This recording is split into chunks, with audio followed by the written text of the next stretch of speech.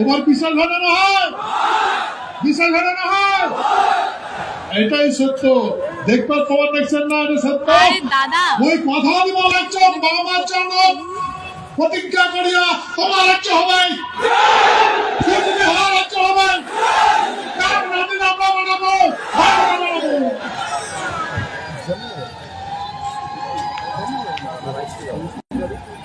ভাই আমরা জানি vote for seat, seat for power, এটা কারো ব্যক্তিগত দেশ নয়। আমরা যুদ্ধ করি ভারতবর্ষ স্বাধীন করে দিচ্ছি। আমার বাপ ঠাকুরদের ঘর যুদ্ধ করিয়া ভারতবর্ষটা স্বাধীন করে দিচ্ছে, সব বিশ্ব স্বাধীন করে দিচ্ছে।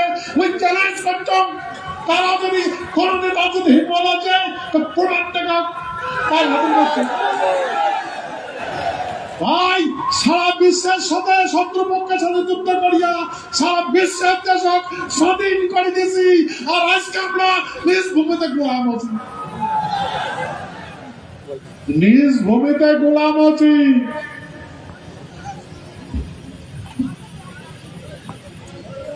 কেন ভাই? ওই তোমায় একটা উদাহরণ দিয়ে কর, এই শীতল খসি তো জানেন, শীতল খসি নগেন ভোজ বলি একটা মানসি আসলো, মানসিটা মরছে, তো উয়ার বাপ আসলো নারায়ণী সেনা, উয়ার বাপ মহারাজা জগদীবেন্দ্রনাথ বাহাদুর। এটা কোনা কুচবিহারে যে কমিশনার আসলো কুয়াং নিয়ে ওটা করে গেছে শীতল কষি, শীতল কষি যে কইছে ওর বাপের নাম ধরে টাকাইছে। তুমি তো বাড়ি যাবে, তো মহারাজা ভক্তি করছে, তো ওই মহারাজ কইছে যে বললা এই এডে কোনা যে যতগুলা হাতিয়ার পত্র আছে এগুলা এমনি দেও।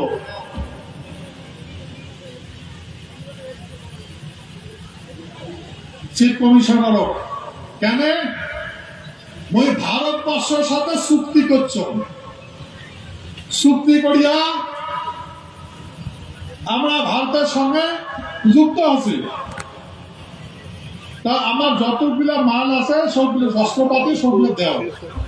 তা ওই নগেন ঘোষের না বাপের বাড়ি বড় বড় টিনের ঘর আসলো, ওই টিনের ঘরগুলা এই ভোলগঙ্গা তীর ধনুক আর অন্য যুদ্ধ জিনিস আছে, কিন্তু ধান আসলো। আর কি কি জিনিস আসলো? মহারাজা ওই নগেন ঘোষ কইছে মহারাজ, মহারাজ তোমরা কি ভুল করলেন, মহারাজ তোমরা কি ভুল করলেন? হুকুক করে কাঁদিছে। কে জানেন? ভাই নগেন ঘোষের বাপ একটা মানুষ সারা পৃথিবী কাঁদিতে নয়, সারা পৃথিবী জয় করা মানছি।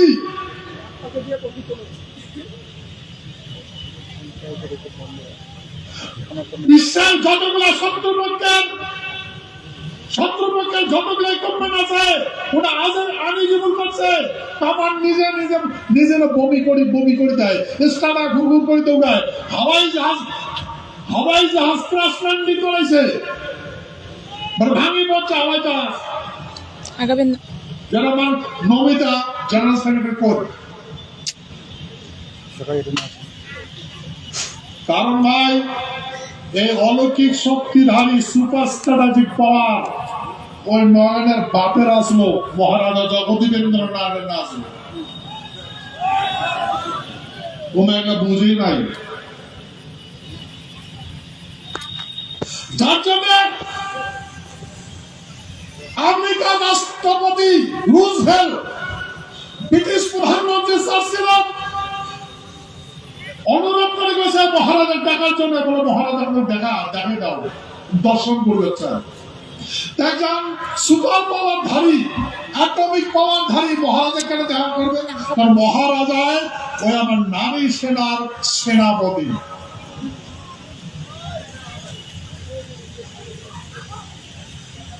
তো ভাই, আমেরিকার রাষ্ট্রপতি রুজভেল্ট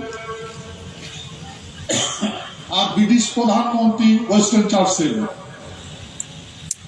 দুইজনের কথা মোতাবেক আটলান্টিক সিতে একটা দ্বীপক মহারাজা জগদীবেন্দ্রনাথ প্রিন্সেস জাহাজের সাথে মিলিত হয়। তবে মহারাজ কইছে যে ভাই, তোমরা এই অগ্রসর নীতি করবার লাগছেন, তার ফলে কি হয়েছে? সাধারণ মানুষের মৃত্যু হওয়া লাগছে।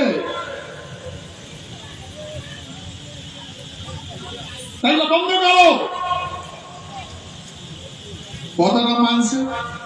বলছে তোমরা যে অ্যাটমিক পাওয়ার প্রয়োগ করছেন, জাপানের কোন নেতা বলছে তো সাধারণ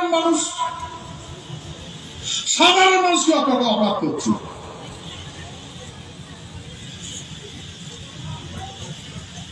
তখন বিভিন্ন অ্যাডমিনিস্ট্রেশন সম্বন্ধে আলোচনা হয়েছে, প্রিন্সেস জাহাজত। তখন অনেক একটা চার্টার অফ অ্যাক্ট নামে একটা প্ল্যান নিয়ে আসছে। এই অগ্রসর নীতি বিভিন্ন দেশ অধিগ্রহণ করা নীতি, ওই নীতিটা বন্ধ করা থাকবে। সেই জন্য বিশ্বের সমস্ত দেশ ওই চার্টার অ্যাক্ট সাইন করছে। বলেন, সেই চার্টার অ্যাক্ট দিয়া ভারতবর্ষ সরকার বিশ্বের সমস্ত দেশ আলাদা হয়েছে রে ভাই।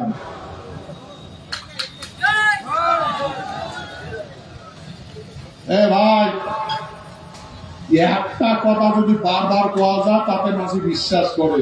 ভাই, আমরা পৃথিবীর কারো গোলাম না ছিল, আমরা গোলাম না ছিল,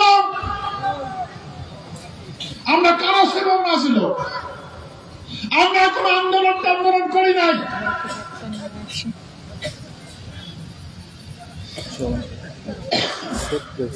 ভাই, এই তোমার চোখে ছাওয়া আছে না? ছাওয়া আছে না নাই? আছে না নাই? এই রাজবাড়িতে যাও, এক পাকে দেখবেন লোয়ার গিল, 5 পাকে থাকা। মহারাজ থেকে আমার ভোদাই নাকি? হ্যাঁ, তাহলে এখনই বানাইছে। ভাই, মহারাজ জানে, আর আমার সমস্ত আমার ভূখণ্ডের বাসী জানে, আমার মহারাজ আমার রাজধানী কার ভাবের টাকার নাই। আমার রাজবাড়ি ভীতি দেখে, খারাপ নজর দিতে, কার ভাবের টাকার না। কিন্তু ভাই, আজকাল পর্যন্ত আমার বাসী কোন টাকা পুড়ে এসে ঝুল পড়ছে তার কথা শুনে মানছিল। এই মানুষগুলো আমার ধর্ম শিখান, আমার রাজনীতি শিখান। কিসের রাজনীতি নাই? এটা পলিটিক্স। কিসের রাজনীতি? এটা কোন রাজনীতি? কোন রাজার নীতি আছে? হ্যাঁ, কোন রাজার নীতিকে রাজনীতি কয়? কার রাজনীতি কয়? ভারতবর্ষ পলিটিক্স করে। পলিসি মানে ট্রিক্স, পলিসি মানে ঠকায়, বুঝছেন? আমার রাজনীতি কিসের রাজনীতি? তোর নাম না জানো? তোর কার রাজা আছে পলিসি বানায়? পলিটিক্স, রাজনীতির কয়েকটা পলিটিক্স করে সব ঠকাইছে, সব ঠকাই নিছে। আজকে নিজ ভূমতে প্রবাসী হচ্ছে, নির্মম ভাবে আমার হত্যা করছে।